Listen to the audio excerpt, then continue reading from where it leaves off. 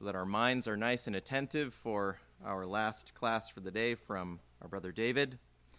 We do have an introductory reading before we begin this class, so if we all want to get our Bibles out and open together to 1 Samuel and chapter 10, and we'll be reading the first 14 verses together. And I'll be reading from the New King James. So 1 Samuel chapter 10. Then Samuel took a flask of oil and poured it on his head and kissed him and said, "Is it not because Yahweh has anointed you commander over his inheritance? When you have departed from me today, you will find 2 men by Rachel's tomb in the territory of Benjamin at Zelzah. And they will say to you, 'The donkeys which you went to look for have been found.' And now your father has ceased caring about the donkeys and is worrying about you, saying, 'What shall I do about my son?' Then you shall go on forward from there and come to the terebinth tree of Tabor. There 3 men going up to God at Bethel will meet you, one carrying 3 young goats, another carrying 3 loaves of bread, and another carrying a skin of wine. And they will greet you and give you 2 loaves of bread, which you shall receive from their hands. After that you will come to the hill of God, where the Philistine garrison is. And it will happen, when you have come there to the city, that you will meet a group of prophets coming down from the high place with a stringed instrument, commands, for God is with you. You shall go down before me to Gilgal, and surely I will come down to you to offer burnt offerings and make sacrifices of peace offerings. 7 days you shall wait till I come to you and show you what you should do." So it was, when he had turned his back to go from Samuel, that God gave him another heart. And all those signs came to pass that day. When they came there to the hill, there was a group of prophets to meet him. Then the Spirit of God came upon him, and he prophesied among them. And it happened, when all who knew him formerly saw that he indeed prophesied among the prophets, that the people said to one another, "What is this that has come upon the son of Kish? Is Saul also among the prophets?" Then a man from there answered and said, "But who is their father?" Therefore it became a proverb, "Is Saul also among the prophets?" And when he had finished prophesying, he went to the high place. Then Saul's uncle said to him and his servant, "Where did you go?" So he said, "To look for the donkeys." When we saw that they were nowhere to be found, we went to Samuel. This is Watchan Lake Bible School 2025. Our speaker is Brother David Wisniewski. His series for the week is Developing Spiritual Intelligence from the Lives of Jonathan and David. This is his 3rd class, and the title is Honor. Brother David.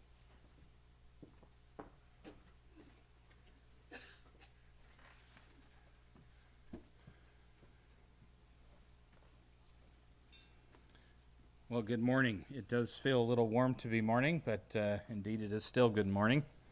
How are you all? Excellent. We have life. So our spiritual quotient for today in developing spiritual intelligence is honor. You might think, well, where does that fit in the story of David and Jonathan? Well, it fits in their relationship to Saul. And so we will, by way of review, go through some accounts we have not yet looked at this week, others we have looked at this week, to consider the character of this man and how he behaved with and around Jonathan and David, and then reflect on Jonathan and David's behavior towards the man Saul. I can tell you this is a topic that I would struggle with if Saul was my king or Saul was my father. But the example that these 2 men set for us on the topic of honor is truly astounding. Well, Saul's name means desired or to beg. And indeed, he had been desired by the nation of Israel, who asked for a king. And it was a king that was after their own heart, not after God's own heart. We see that in 1 Samuel chapter 8 and verse 5. When the elders of Israel come to Samuel in Ramah, and they say, Behold, thou art old, and thy sons walk not in thy ways. Now make us a king to judge us like all the nations. And at first Samuel's displeased, but God puts things into perspective when he says at the end of verse 7, They have not rejected you, but they have rejected me from reigning over them. And we have a flashback now, don't we, to the spirit that was there in the Judges when there was no king in Israel. Of course, there was a king. God was their king. David acknowledged in Psalm 45, Thy throne, O Yahweh, it's thy scepter. And Israel did not acknowledge that God was their king. And God sees that as a rejection. And so he says through the prophet Hosea, I gave thee, Israel, a king in mine anger. He gave them a king that they desired, a king after their own heart. When we turn the page to 1 Samuel chapter 9, we see a history of this man. We see a description of what he is like. We're told at verse 2, verse 1 tells us that he's the son of a mighty man of power, or the margin says substance, so it seems like he came from a wealthy home. Remember, the tribe of Benjamin was a small tribe in Israel because they'd almost been destroyed because of the circumstances surrounding the Levite and the concubine who was violently abused and murdered and sent throughout the land. So this was a small tribe in Israel, but this is a mighty man in that tribe, a man of substance. And he has a son who's a choice young man. The word means, as Vines defines it, a vigorous young man who is unmarried. And then it says goodly. It's actually there twice in the record in the Hebrew, goodly, which means he was better or more beautiful than most around him.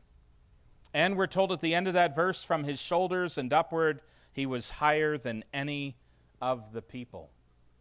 And so on first impression, from a physical appearance perspective, we have a man who could be fit to be a king. But then we gain some insight as we come to verse 3 as to the character of this individual. And the asses of Kish, Saul's father, were lost. We'll later find out that was Saul's job, was watching over his father's herds. So it was Saul that had lost the asses, a symbol of Israel. And it was to foreshadow the end condition of this man, that as he died, all Israel would be scattered like the asses that Saul had lost at the beginning of this story. One thing that we need to recognize is that God does not set up any individual for failure. We know that's the case because of a couple of verses in the Bible. One's in the New Testament and one in the Old. In 2 Peter chapter 3 and verse 9, the Lord is not slack concerning his promise, as some men count slackness, but is long-suffering toward us, not willing that any should perish, but that all should come to repentance. And then we think of the words of John 3 and 15, whosoever believeth should have eternal life, which is quoting from Joel 2 and verse 32. And then Ezekiel 18 in the Old Testament, have I any pleasure at all that the wicked should die, saith the Lord God, and not that he should return from his ways and live? So God does not set anyone up for failure. He would that all should repent and should grasp a hold of the opportunity for salvation which he has offered, which is why Psalm 19 tells us that creation itself is a witness to every human being that dwells upon the earth, giving everyone the opportunity to recognize that there is intelligent design and therefore desire to learn more about the intelligence behind creation. God does not set up anyone for failure. And God gives Saul, every opportunity to succeed. Turn the page over to 1 Samuel chapter 10. In 1 Samuel chapter 10, we read at verse 9, as was read for us, "And it was so that when he had turned his back from Samuel and leave, God gave him another heart." And then we find that he's joined by a company of prophets in verse 10. This was part of the school of the prophets that had first been established in the land by Samuel. It was Samuel who had created companies of prophets throughout the land in an effort to rebuild spirituality throughout the land. And they seem to have gone by the wayside until we come to the time period of Elijah, as we considered earlier this week. So here's a company of prophets that come and meet Saul, and Saul also prophesies. Why at the end of verse 10? Because the Spirit of God came upon him. God gives him a new heart. He surrounds him by prophets. His Spirit comes upon him. Saul himself is prophesying. So strange is this sight that it became known, a proverb in Israel, verse 12, "Is Saul also among the prophets?" And then Saul goes back to his place. So God provokes Saul to action. Once again, Samuel comes down, sent by God, and he gathers all Israel together, and they're told to present themselves by tribes and by their thousands in verse 19. And then they cast lots at verse 20. Samuel caused all the tribes of Israel to come near, and the tribe of Benjamin was taken. And then from the tribe of Benjamin, the family of Metri, and then Saul, the son of Kish, is the one who was selected. And when they go to look for him, nobody can find him. He's hiding. The one who was head and shoulders above the rest of the nation. The one that they desired to be their king, the one who'd been anointed, the one who'd been given a new heart, the one upon whom the Spirit of God had come, the one who was prophesying, the one who became a proverb. Is Saul also amongst the prophets? He's hiding amongst the stuff when he's going to be introduced to the nation as a king. But God had given him every opportunity to succeed. And we see that again at verse 26 of 1 Samuel 10. "And Saul also went home to Gibeah, and there went with him a band of men whose hearts God had touched." He even surrounds Saul by spiritual people, with spiritual people to be a positive influence to him. Well, once again, Saul resorts to doing nothing. And so once again, God gets involved and provokes him by sending Nahash the Ammonite against the children of Jabesh Gilead, who we saw earlier despised Israel. It's revealed in the covenant that they're willing to make with them, that they would thrust out all the right eyes of the men of Jabesh Gilead. And so they appeal to Saul, and Saul takes a yoke of oxen, he cuts it into pieces, and he sends it throughout all the tribes of Israel. And he gathers together an army of 330,000 people. And at the end of the day, Saul has slain the army, and indeed it appears that all things are going well. The army has been scattered in 1 Samuel chapter 11 at verse 11. "And it was so on the morning that Saul put the people in 3 companies, and they came into the midst of the host in the morning watch and slew the Ammonites until the heat of the day.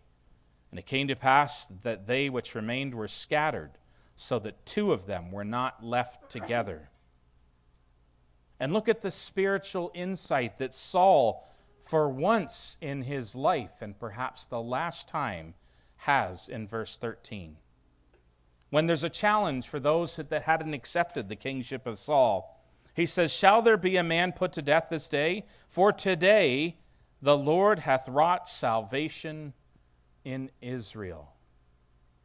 Certainly that would have been a proud moment for Jonathan, his son. Yahweh had wrought salvation in Israel, declared his father. And Samuel says to the people, "Come, let us go to Gilgal and renew the kingdom." And they go to Gilgal, and Saul the king before the Lord, and they sacrifice peace offerings before the Lord. And Saul and all the men of Israel rejoice greatly.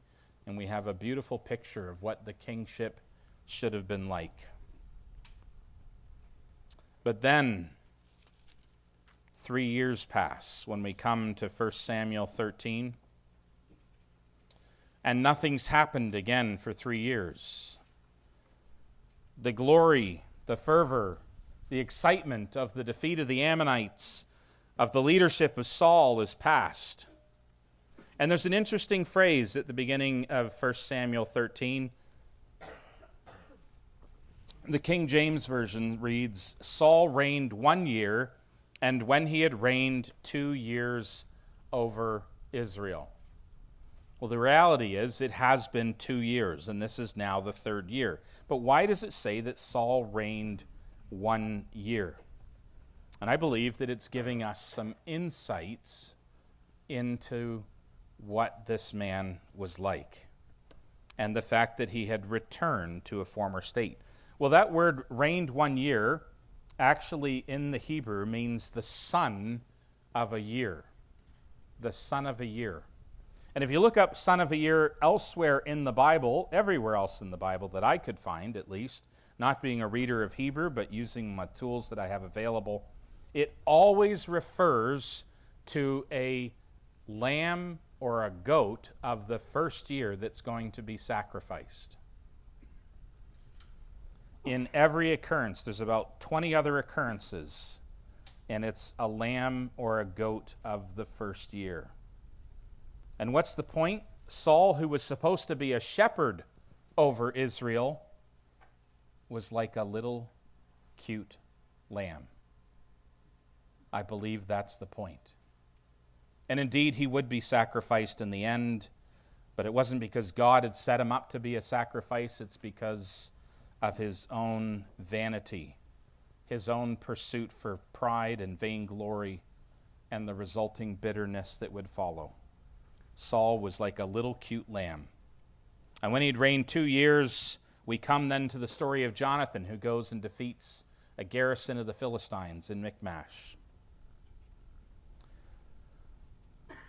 And of course, we saw when we considered that story in our first evening on Sunday that Jonathan had had the victory and Saul took the credit.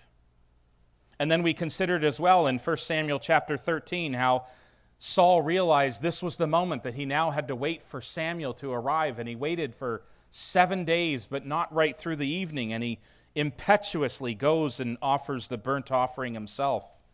And we saw in 1 Samuel 13 how Saul was rejected, not personally, but his family, from being the kingdom that would rule over Israel from that day forward. And we saw that Saul's response was nonchalant. He just goes and he numbers the people. And Jonathan was there. And Jonathan witnessed that. His father, who had previously recognized that Yahweh had given salvation to Israel and the defeat of the Ammonites, now watches his father take credit for his son's own work. Instead of being a proud dad, he's taking credit for his son's own work. And when the result of his own inept actions, impetuous actions, and offering a sacrifice instead of waiting for Samuel result in Jonathan losing a chance to rise to the throne, he sees his father carry on like it's no big deal. And then we come to 1 Samuel chapter 14, which we considered as well on our first evening together in our first class, where Jonathan and his armor-bearer go up against the Philistines together. Jonathan, sick and tired of waiting for his father, no doubt having urged his father, remember the victory over the Ammonites, Dad. We can defeat these Philistines. What we didn't consider in our first class was Saul's response. Saul, seeing the multitude melt away, as we considered, due to the faith of Jonathan and his armor-bearer, from afar hears news that the multitude is melting away. 1 Samuel 14, we come to the record then at verse 16. And the watchmen of Saul in Gibeah of Benjamin looked, and behold, the multitude melted away, and they went on beating down one another. And Saul says to the people that were with him, grab your swords, let's go. No, he doesn't say that. He says, number the people to see who's gone from us. Because Saul cares more about who gets the glory than what has been done. What a sad, sad individual, and how sad any of us can become when we get so consumed in pride that we no longer care what the work is, we only care who gets the credit.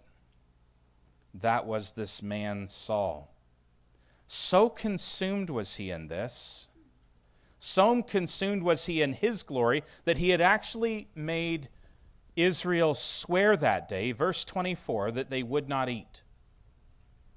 1 Samuel 14, verse 24, and the men of Israel were distressed that day, for Saul had adjured the people, saying, Cursed be the man that eateth any food until evening, that I may be avenged on mine enemies. Not God's enemies, not that Israel might be avenged against God's enemies or Israel enemies. I might be avenged by my enemies. And so none of the people tasted any food. And as a result, as they're trying to chase after the Philistines, they're being largely ineffective because nobody has any energy. And unbeknownst to Jonathan, while this rash oath has been made, he partakes of some honey to give him some strength in his pursuit against the Philistines. And so when we come to the end of the chapter, to verse 33, we find the children of Israel were so hungry that they started to slay the animals that were left behind by the Philistines and eat the raw flesh. And so word comes to Saul, and he calls all the people together. He brings them back. He builds the only altar that he builds in 1 Samuel 14 and verse 35. And he tells the people to offer sacrifices upon the altar and eat the food that is cooked. And now that all Israel is gathered together, he says, well, let's go down, verse 36, and fight against the Philistines. But first he asks counsel of God, who shall go up? And God doesn't answer Saul. And Saul concludes, well, this is because somebody has broken my oath. And so he tells all Israel in verse 38 of 1 Samuel 14, Draw ye near hither, all the chief of the people, and know and see wherein the sin hath been this day. Do you think he might have known it was Jonathan? Read on.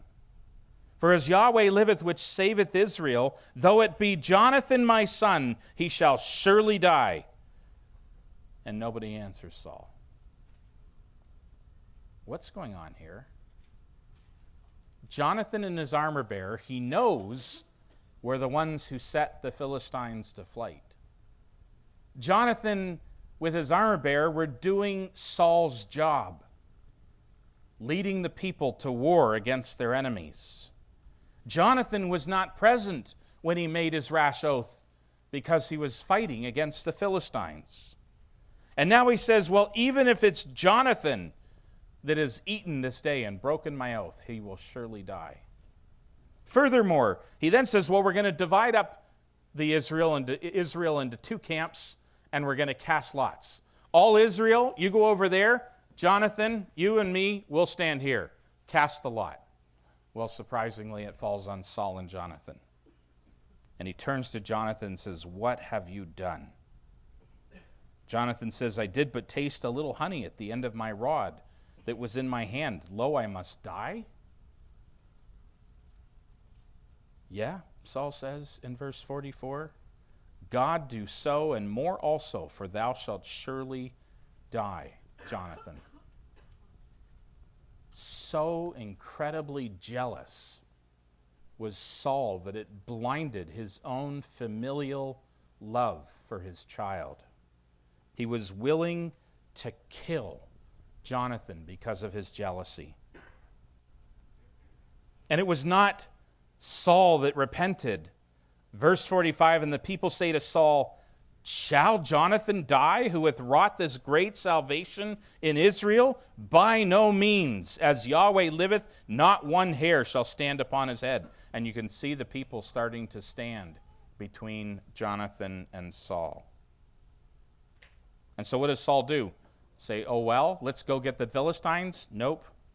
Then Saul went up from following the Philistines, and the Philistines went to their own place. He was so blinded by jealousy, he was willing to kill his son, because in this instance there was no way to take credit for what Jonathan had done. Saul was there trembling with his 600 men under a pomegranate tree in the uttermost parts of Gibeah, while Jonathan was fighting the Philistines. And his jealousy ended up being his end, because the very group of people that he let go this day because he couldn't get the credit for the victory were the people that in the end would slay Saul and his 3 sons, including Jonathan. Well, in 1 Samuel chapter 15, we have yet another example of Saul's ineptness and rebellion. In 1 Samuel 15, Samuel is going to reject Saul at God's instruction from being king. See, Samuel had been instructed to go up and to fight the Amalekites. Look at verses 1 and 2, or 1 to 3 rather. Samuel said to Saul, Yahweh sent me to anoint thee to be king over his people, over Israel. Now therefore hearken thou to the voice of the words of Yahweh.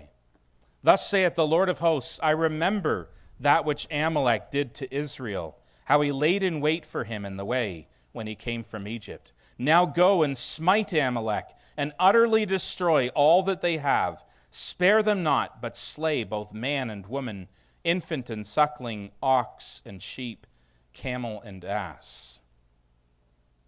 Saul is being given another opportunity to succeed here. This command to go defeat the Amalekites comes with some special insights. It's not just instruction to go defeat the Amalekites.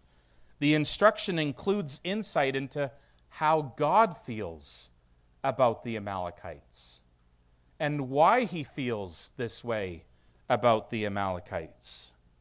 I remember, says God of armies, that which Amalek did to Israel when he was in the way, how they took out the old and the young, the sick and the feeble, whether it was of man or woman or of animal. And so he tells Saul to go up and to utterly destroy Amalek. And when we come to verse 8, we can see how well Saul has done. Verse 8, he took Agag, the king of the Amalekites, alive, and utterly destroyed all the people with the edge of the sword. But he spared Agag, verse 9, and the best of the sheep, and of the oxen, and of the fatlings, and the lambs, and all that was good, and would not utterly destroy them. But everything that was vile and refuse, that they destroyed utterly. And so Samuel comes before Saul and now informs him that he has been rejected from being king. Verse 10, the word of the Lord came unto Samuel, saying, It repenteth me that I have set up Saul to be king. For he's turned back from following me, even after I shared what was in my heart, and told him why I needed him to utterly destroy the Amalekites. He hath not followed my commandments. And so Samuel confronts Saul, and all the sheep are bleating in the background, and Saul's protesting, I did, yes, Mommy. I did exactly as you asked me to. He's like a little tiny baby before Samuel. And he says, No, you didn't. I told you to utterly destroy, and now you've brought Agag, verse 20, the king of Amalek. The people, he says, were the ones who took the spoil, the sheep and the oxen and the chief things. But it's okay, Saul says. We did it because we wanted to make a sacrifice to the Lord. And Samuel instructs Saul and gives foresight into Saul's final end when he says in verse 22 and 23, Hath the Lord as great delight in burnt offerings and sacrifices as in obeying the voice of the Lord? Think, Saul. Where did sacrifice come from? Why, it was born out of disobedience. It was born out of sin. Sacrifice is not what God desires. It was the obedience. God wishes there had never been the sacrifice. He wishes that Adam and Eve had carried on in obedience. But because of disobedience, sacrifice was instilled in the law. Behold, to obey is better than sacrifice, and to hearken than the fat of rams. For rebellion is as the sin of witchcraft, and stubbornness is as iniquity and idolatry. Because thou hast rejected the word of the Lord, he has also rejected thee from being king. This was now the next level. What did Saul do when he was rejected from ruling over the kingdom, i.e., his lineage wouldn't continue on the throne? He turned around and numbered the people. Seems to be a favorite thing of Saul. But what does he do now when his kingship has been rejected? Verse 24, I have sinned, I have transgressed. Why? It wasn't my fault. I feared the people. I obeyed their voice. Now I pray thee, pardon my sin, and turn again with me, that I may worship the Lord. And Samuel says in verse 26, I will not return with thee, for thou hast rejected the word of the Lord, and the Lord hath rejected thee from being king over Israel. And is Saul happy at that point? Is he just going to go on with his life? No, he falls to the ground and he rends Samuel's mantle. And Samuel turns around to him and says, so has Yahweh rent the kingdom of Israel from thee this day, and given it to a neighbor of thine that is better than thou. And yet he continues, verse 30, Saul says to Samuel, I've sinned. And here's the motivation for his repentance. Yet honor me now, I pray thee, before the elders of my people and before Israel, and turn with me that I may worship the Lord thy God. Not his God, but Samuel's God. What a different state when Saul himself was rejected. And who would have been at Saul's side but the captain of his army and his sons? The son who lost the right to the throne because of Saul's impetuous action. The son that had urged him to take leadership in Israel, but watched his father ready to kill him because of jealousy. The son now seeing his dad being cast away from the throne, and now sees his dad grovel on the ground. What a man was Saul. In 1 Samuel chapter 16, we see the Spirit of God leaves Saul, and an evil spirit comes upon him. In 1 Samuel chapter 17, we saw that Saul had promised 3 things to any man that defeated Goliath: freedom, wealth, and to become a part of the royal court. His daughter could take his daughter in marriage, and he did not uphold those promises to David, at least not at the outset. So he wasn't a man of his word, and that would have been seen by all of the court.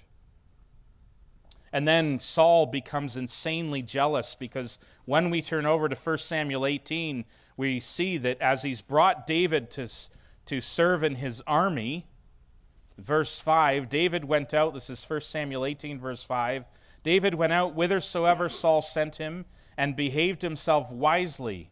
And Saul sent him over the men of war, and he was accepted in the sight of all the people, and also in the sight of Saul's servants. And it came to pass, as they came, when David was returned from the slaughter of the Philistine, that the women came out of the cities of Israel, singing and dancing to meet King Saul, with tabrets, with joy, and with instruments. And they answered one another as they played, saying, Saul has slain his thousands, and David his 10,000s. And from that day forward, it says in verse 9, Saul eyed David. Indeed, he tries to pierce him through with the javelin. He tries to kill him while he's asleep in his own bed.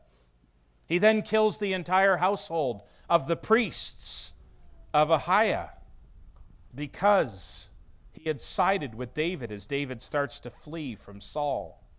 And then for 10 years, instead of governing Israel, Saul runs around like a wild man, hunting a wild dog, hunting David, who runs hither and thither, while Saul should have been governing his people, and instead seeks to kill one man who had saved Israel and had fought at his side, and had played a harp to help him be restored in his mind.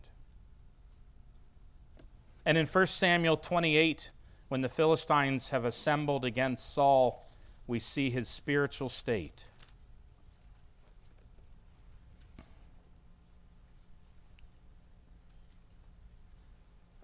First Samuel 28 at verse 1, "It came to pass in those days that the Philistines gathered their armies together for warfare to fight with Israel.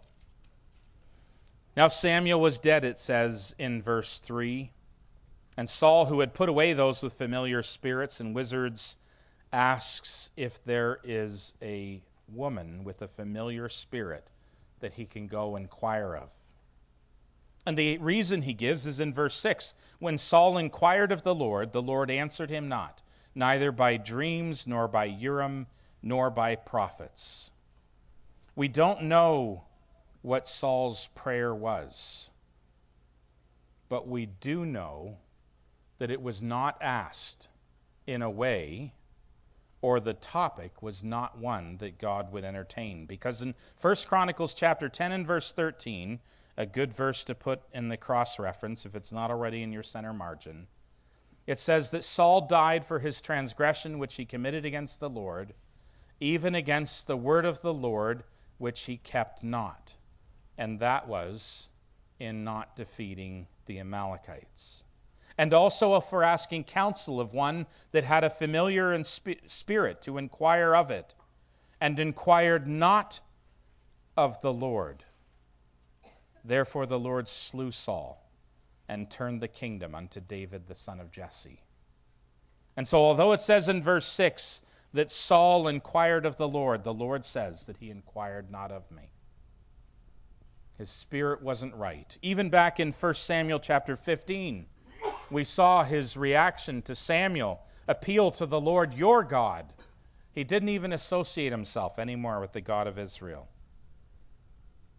He had no spiritual bone in his body by the time we come to 1 Samuel 28, which is evidenced by the fact that he goes to a witch to ask for advice on what he should do.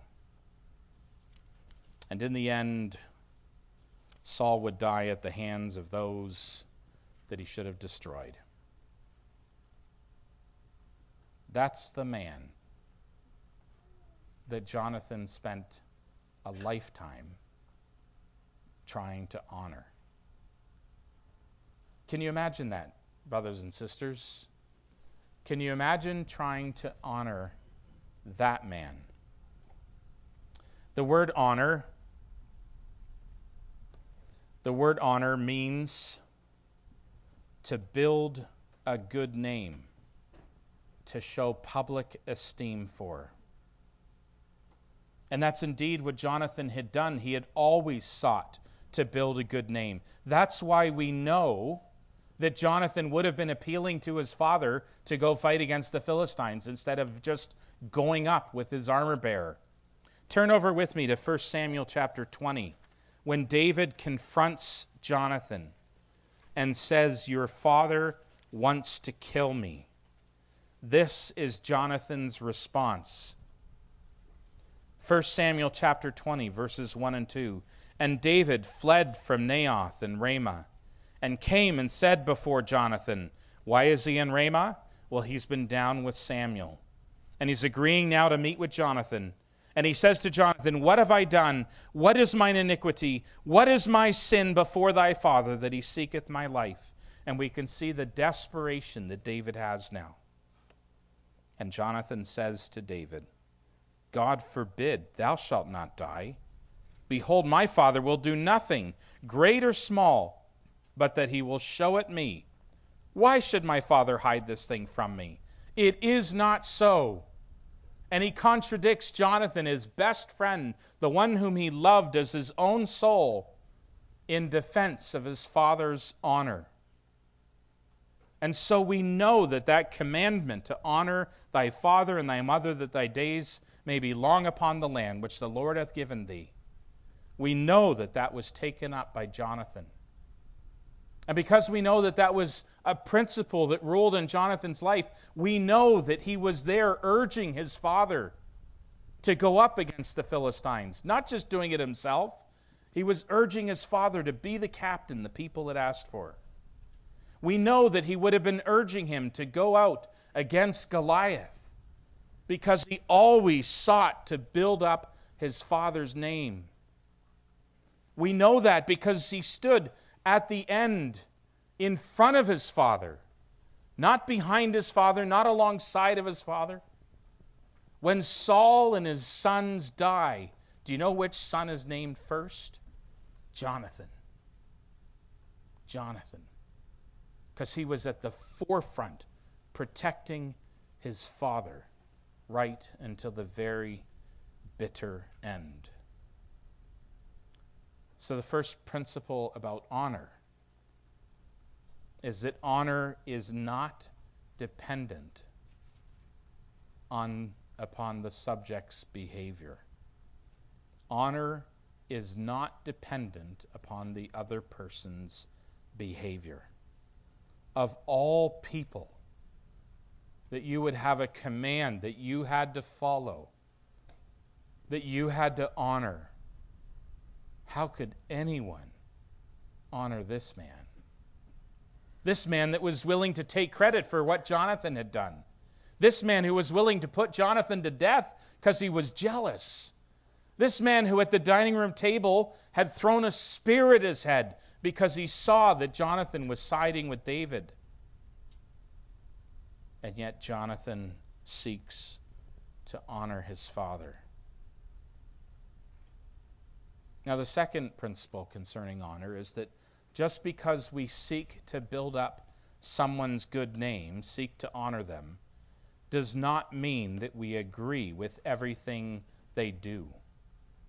We know as we go through the record that there was an occasion where Jonathan had expressed disappointment in the decision that Saul had made that cost Israel the victory against the Philistines. We know that he would have been discussing with Saul, his father, at the dining room table, the fact that it was his responsibility to go up and fight the giant, to fight the nation of the Philistines. He worked with Saul to try to convert him right through to the very end. And at one point in time in 1 Samuel chapter 19, he was successful. He actually was able to turn the heart of his father and to convert him from going after David. So honor does not preclude rebuke. But honor does mean that when we don't agree or respect an action that someone else has taken, we still continue to seek their good whenever possible. And then in 1 Samuel chapter 20, we come to a critical point in Jonathan's decision as to whether he will honor his father or not. See, David has come to him and is afraid for his life. And so David and Jonathan plot out a plan so that Jonathan can determine if Saul is indeed seeking to kill David. And the plan is that David will go back to his family and he will not be present for the feast that David would normally have sat at Saul's table for. And Jonathan would determine how his father responded, and based on that determination, they would meet again in the same place, and there would be a sign that either it was safe for David to come back to the house of Saul, to the royal court, to the dining room table with Saul and his army, captain of army and his sons and the rest of the royal court, or David had to flee.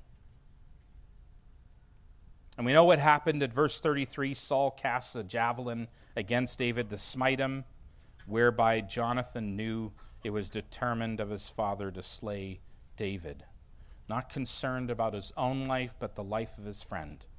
And he arises from the table in fierce anger, and he comes out to the field the next day, the time appointed with David, and he shoots an arrow beyond the rock, which was the sign that David was to flee. It was not safe to go back. And he tells the armor bearer in verse 40 of 1 Samuel 20, "Take my armor and carry them back to the city." And as soon as he was gone, we read on in verse 41 and 42, David arose out of the place toward the south and fell on his face to the ground and bowed himself 3 times. And they kissed one another and wept one with another until David exceeded. And Jonathan said to David, "Go in peace. Go in peace." Now, if you were Jonathan, where would you like to go at this point in time? Turn back to the end of 1 Samuel chapter 17. Remember the speech, the answer that David gives to Saul upon the slaying of Goliath, when David slew Goliath, when David is standing before Saul with the hair of Goliath in his hand and the head underneath it, and Saul is calling him a stripling. Saul isn't asking what his name is. He's saying, "Whose son art thou?" in verse 58 of 1 Samuel 17. "Thou young man." He insults the hero of Israel, the one who did what he couldn't do, the one who had the courage to do what he did not have the courage to do, the one who could see with clarity what that Philistine was, clarity that Saul didn't have. And he says, "Whose son art thou, thou young man, thou stripling," of verse 56. And David, we noted in our talk yesterday, doesn't respond. "I'm David, the one who killed Goliath, that you should have done, Saul." He doesn't even say, "I'm the son of Jesse." He says, "I'm the son of Jesse, thy servant, the Bethlehemite."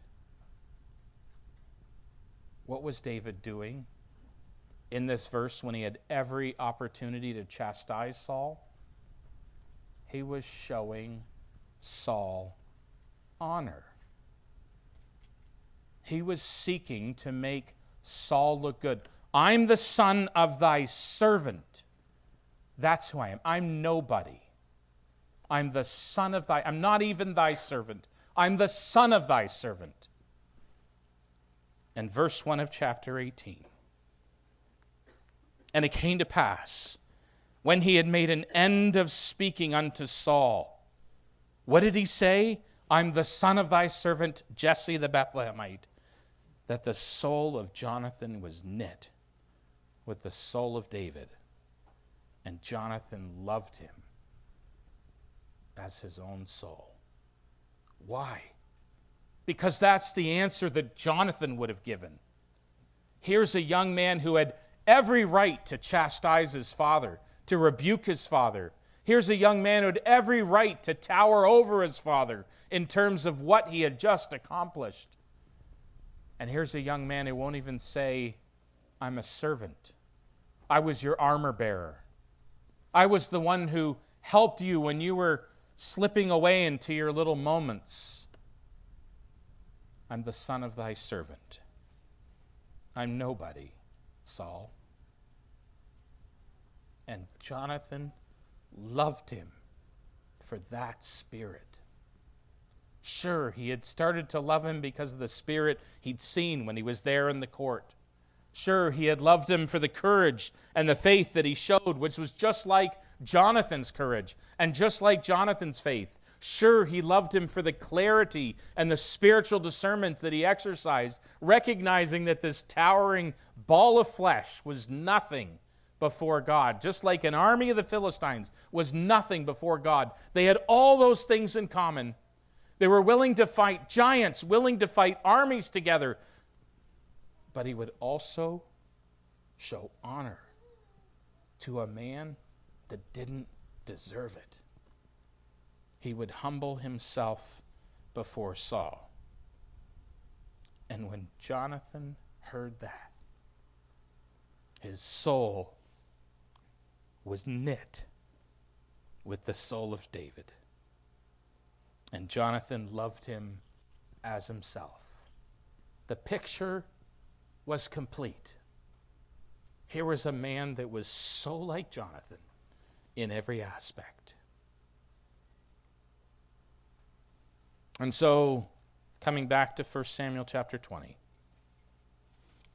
when Jonathan and David are standing together,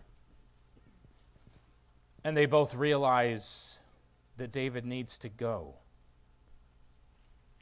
Jonathan, who so would have loved to go with his best friend, who so would have loved to be there to protect him, knew that if he made that decision, his father would be shamed in the nation. Where's Jonathan, people would say? Oh, he went out with Saul's enemy, with David. He would bring great dishonor to his father if he left with David. And so he makes the most difficult decision to stay with his father his father Saul. No doubt hoping that he could be a good influence in Saul's life. Maybe thinking he might even be able to help out David by warning him, by being a spy to him. But most of all, because that was the decision that would honor his father. And what about David? That was not the only instance of honor that David showed him. In 1 Samuel chapter 24, we have the most awkward scene presented to us in the scriptures, where Saul comes into a cave away from Abner, away from his sons, away from the 3,000 chosen men that he's got, because he has to go number 2. And there he is, crouching in a cave all by himself. And unbeknownst to him, David and his men, somewhere between 200 and 600, we don't know how many men were with him at this point in time. We know that there were 600 men with David eventually. But at this point in time, there's a bunch of mighty men of valor that are with David. His brothers had left and come to David. And his cousins had left and come to David. And there they are standing in the cave. And someone says to him, David, remember that you were told that God would deliver your enemies into your hand. Here it is. This is a fulfillment of what God has told you. And he said, no, it isn't. I will not put my hand forth to Yahweh's anointed. And in fact, not only does he refrain from killing Saul on that day, but he confronts Saul. Verse 9 of 1 Samuel 24, David said to Saul, why do you hear the words of your men saying David seeks your hurt? See what David does? He doesn't even accuse Saul. He gives Saul the benefit of the doubt. Other people must be telling you that I have something against you, Saul. I don't have anything against you. Here's proof. Here's a part of your skirt that you put off while you went to the bathroom. I could have slain you. They were telling me to kill you, Saul. And I chose not to. I have not sinned against you, he says in verse 11. Yahweh judge between me and thee, and Yahweh avenge me of thee, but mine hand shall not be upon thee. And Saul lifts up his voice in verse 16 and weeps, and acknowledges that David had been more righteous than he. And this was not the last time. Again, in 1 Samuel 26, Saul and his men are encamped in a valley, and they're sound asleep. And Jonathan and his men sneak into the camp. David and his men sneak into the camp.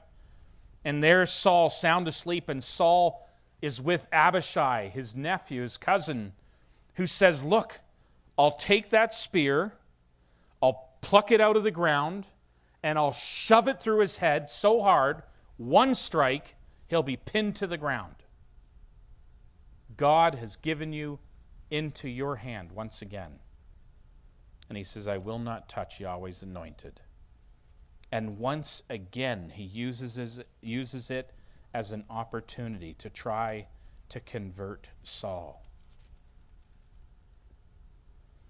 What a stubborn, hard, rebellious man. Jonathan could send an innumerable host fleeing. David could slay a giant. But the combined efforts of these two spiritual giants could not save Saul. This is what pride and bitterness of soul can do to a person.